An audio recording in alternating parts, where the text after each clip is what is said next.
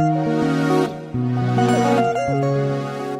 name is Giselle Marsha Mitchell. I stress on the Marsha because there are a few Giselle Mitchells in the world. I'm a court reporter. I'm a real-time court reporter. And that is my passion, court reporting. Nothing else but court reporting. Anything else comes second. I was 19 and just out of school. I went to St. Joseph's Convent. And I was working in a credit union, and my mother said there was a scholarship being offered and I should apply. And I did. It was offered by the Trinidad and Tobago government, and I was successful. And I just started. I knew nothing about it. I couldn't type, but I learned. Everything was included in the program, and it really helped me to, it shaped me a little bit because it was like an all-inclusive program with typing, English, shorthand, law, governmental procedures. So I learned a lot. Every case I do is different. I meet all sorts of people. I meet accused a lot. So I have a different perspective on what an accused person is. You get to know them. So I meet construction people, I meet doctors, I meet technicians. So just the wide array of people I meet, I learn a lot from them. So I know a lot of construction terms, I learn technical terms. It all depends on the case. And I guess it just broadens my knowledge. Giselle loves to cook. Giselle loves to, I wouldn't say party because it's certain parties. Giselle loves to dance a lot and travel. I love to travel. There are two most memorable places so far because although they were similar, they were different. I went to Hong Kong and I went to Singapore.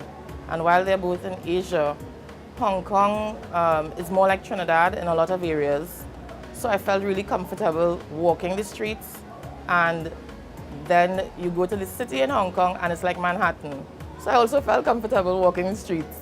And then you just take a 4-hour flight to Singapore and it's more structured, it's clean. There are laws, they're put in place, so no chewing of gum. Or you could be fined, you could be arrested for chewing gum in Hong Kong. They like their place clean. So those were the two memorable places. If anyone was interested, well, I could help them in a lot of ways because I'm also a court reporting instructor. So I could teach them.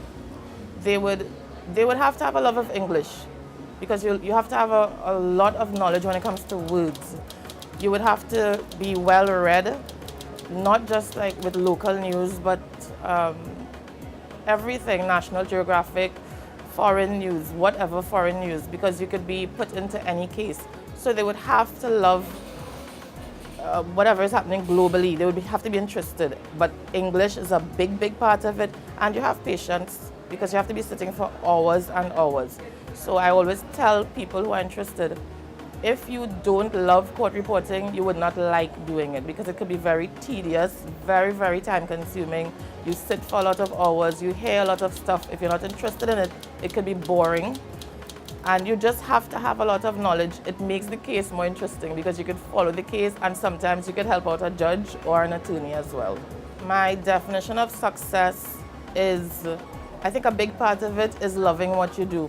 Because when you love what you do, some people might call it work, but I'm excited to do it. So to me, that's a big part of success for me. I love what I do. And then there are the perks. You get to save a lot if you are conscious about how you are spending your money, because you could make the money once you are good.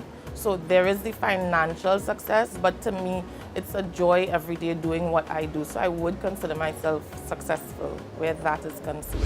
I find inspiration in music. I listen to all types of music. So I really find inspiration in music. If I'm sad, it's music. I could be happy, it's music. When I'm exercising, there's music that I love, like bungee. I can listen to any bungee. So music it means a lot to me. As I always say on Facebook, music is life. Because it does help me a lot in whatever situation. And if not music, then my mother, because she's always there for me and she supports my dreams. So if she says go for it, it's easier to go for it. The first thing I do to start my day is check my email. Because of my position, I'm contacted a lot by email, so I open my eyes, I say my prayers, I check my email. It's automatic. Relationships are very important. Relationships with my family is very important because I need their support a lot of times to help with my children or even myself with traveling, with work. If I'm working late, they're there for me. With my significant other, he also helps. Again, with traveling, he's awesome with maps. I am not. I will turn the map upside down. So he Googles me, he WhatsApps me, he will send pictures of the map and say turn left, turn right. And with witnesses, it's very important because they have to trust me because I'm taking down their words. So I have to form not a friendly bond with them, but I have to make them comfortable. So that plays a big part in my role. I am their ears and their mouth as well. I put their words on paper, so I have to make them comfortable. There are times when I have to dominate, and there are times when I like to be dominated.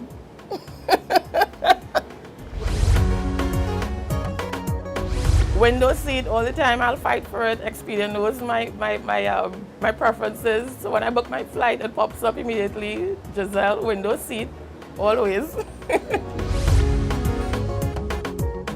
Apple all the time, iPod, iPhone, iPad, and I'm getting a new iPhone. Again, nothing else matters but Apple.